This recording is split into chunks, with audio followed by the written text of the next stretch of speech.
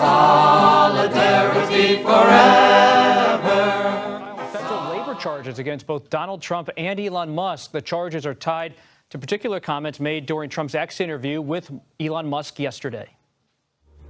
I mean, I look at what you do. You walk in and you just say, you want to quit? They go on strike. I won't mention the name of the company, but they go on strike and you say, that's okay, you're all gone. You're all gone. So every one of you is gone.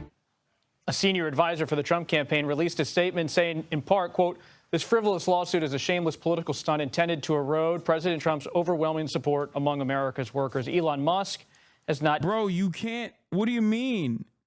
What do you mean overwhelming support among America's workers? Dog, you literally were talking to a billionaire union buster laughing about how funny it is to violate the fucking law and like fire workers for striking. Even the mere mention of that is a violation of the law, okay? Like, you cannot advocate to fire striking workers. It is illegal, okay? You can't fire striking workers. That is also illegal, but you can't even fucking advocate for it. And you did that in front of millions of people. Like millions of fucking people. Not yet responded. Well, let's talk to Shawn Fain, the president of the United Auto Workers Union. Shawn, good to have you here on America Decides. We've covered you a lot over the past year. Hey, Bob, thanks for having us. So tell me about the decision to do this. You're either watching or informed about. Chairman Fain, stand up and salute. Chairman Fain, I will go into battle for you, sir.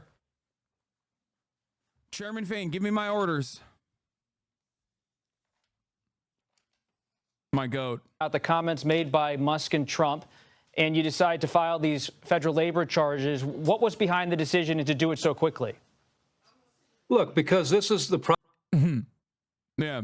Once again, just like I snitched on Aiden Ross with the FEC situation, we're snitching on him again. I snitched on Trump as well when he did that illegal thing. And there it is, you know, classic. Problem in America right now. The rich keep getting richer at the expense of the working class. And people like Donald Trump and Elon Musk, they sneer at labor law, but they don't care about labor law because they don't care about working class people. You know, they believe in buying off the system and buying off politicians and being able to have their way with people. And, you know, look, employers need to be held accountable in this country when they break the law. It is a federal right of workers to go on strike, and they cannot be fired for that. But, you know, people like Donald Trump and Elon Musk, they laugh about firing people because they can care less about people and about their jobs and what they do to their careers.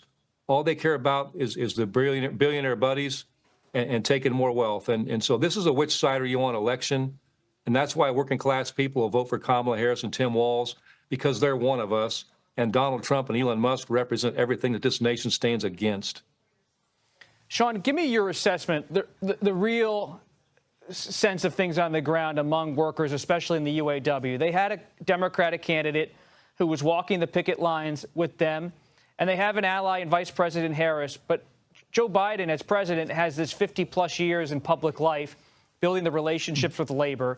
How has the adjustment been among UAW members to the Harris campaign? I know she has been with you on stage. Governor Walz is speaking to labor people today in California. But what's the real sense you have about how labor is adjusting to this new dynamic and new candidate atop the ticket? I think the adjustment's amazing. Look, our people, they're looking forward to this. There's so much energy around this campaign. And the biggest reason why I think that is because when people look at Kamala Harris, when they look at Tim Walz, they see themselves. You know, they see people that started out at McDonald's. They see a person that's been a teacher, as the teaching profession has been decimated over the last few decades by the Republican Party. And so, you know, when you look at people and you see yourself, you know, they're relatable. So working class people, and especially the Democrats played a role in that too. Okay? The Democrats played a role in decimating the teachers' unions as well with the fucking charter school nonsense, okay? Since the 90s.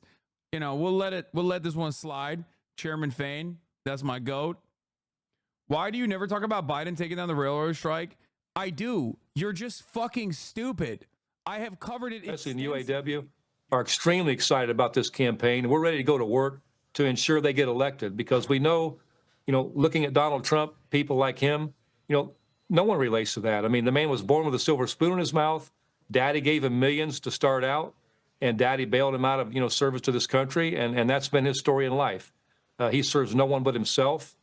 Meanwhile, Kamala Harris, Tim Walz, they've spent their lives serving others, and that's what this election is about, is working class people taking their lives back.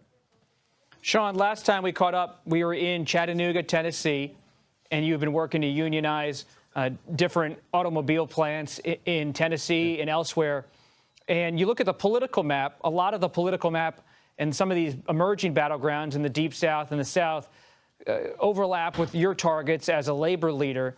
Is the South a changing place politically? Is labor getting more of a foothold, not just in terms of union efforts, but in terms of political strength? I think this all comes down. You go back to our Big Three campaign. 75% of Americans, union or not, supported us in that fight because the issues we're talking about, having a living wage, not a minimum wage, a living wage where you can have one job and make a decent living, having adequate health care, having retirement security, and getting your time back, not having to work 7 days a week, 12 hours a day, or not having to work 2 or 3 jobs just to scrape to get by paycheck to paycheck. That's what matters to American people, whether they live in the South, the North, or East, or West, or wherever they live. And that's why 75% of Americans supported us. And that's why workers are understanding now the reason why they need to organize.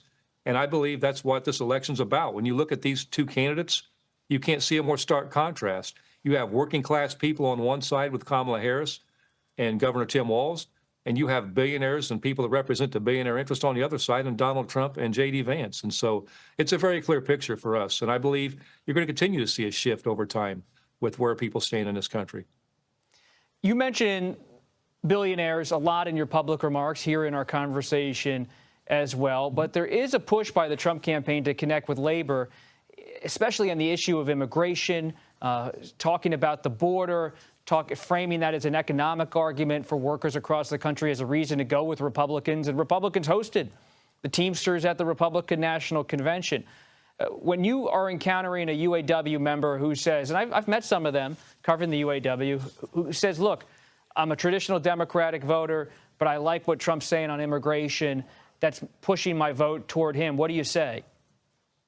Well, I say, first off, Donald Trump is all talk, and that's all he's ever been. He's no action. You look at workers when Donald Trump was president in the UAW, they were left behind. Plants were closing in this country.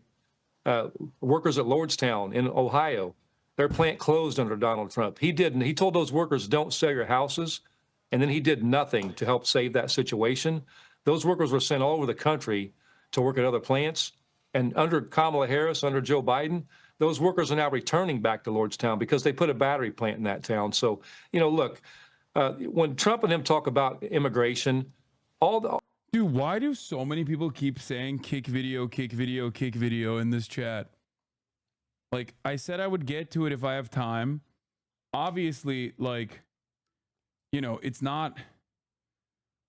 I don't know why the fuck people are so adamant about it. Yeah, dude, I will get to it when I have time. What the fuck? Some other shit is happening in the world right now. And as a fucking political commentator, my job is to cover that shit. Okay? I know. More pedophiles have been uncovered on Kick. I know. Not shocking revelation.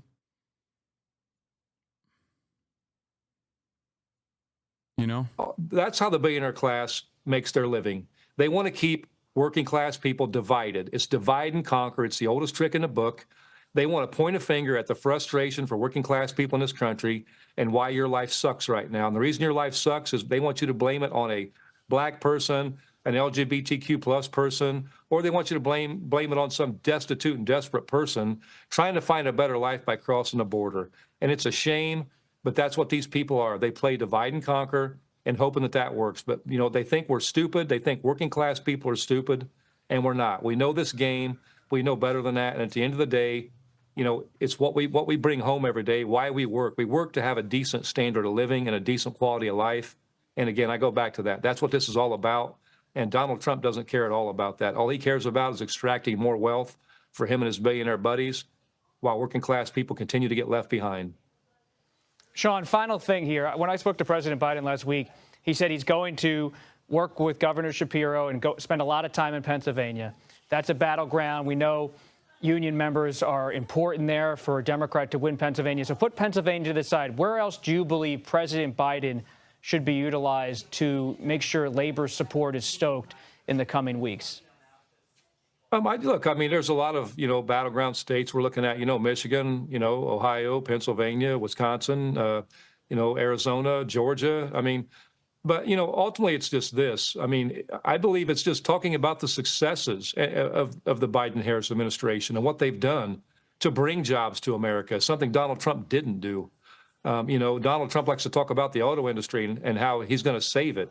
First off, he had an opportunity to save it, and he didn't do a damn thing. So, I just believe that we got to speak truth to what's happened and, talk about inflation, the real cause of inflation. How much was this guy paid? What do you mean, brother? He was paid by fucking Joe Biden showing up to a goddamn UAW picket in the midst of one of the most important labor organizing events of all in recent American history. Yeah, that's how he was fucking paid. Inflation, corporate greed, and consumer price gouging, not policy. And so, and that's what Donald Trump represents. And I just think, when we go to those battleground states, I think that's the winning message, is that working class people, the people have to come first in this country. When the union's inspiration through the workers' blood shall run, there can be no power greater anywhere beneath the sun. Yet what force on earth is weaker than the feeble strength of one? But the union.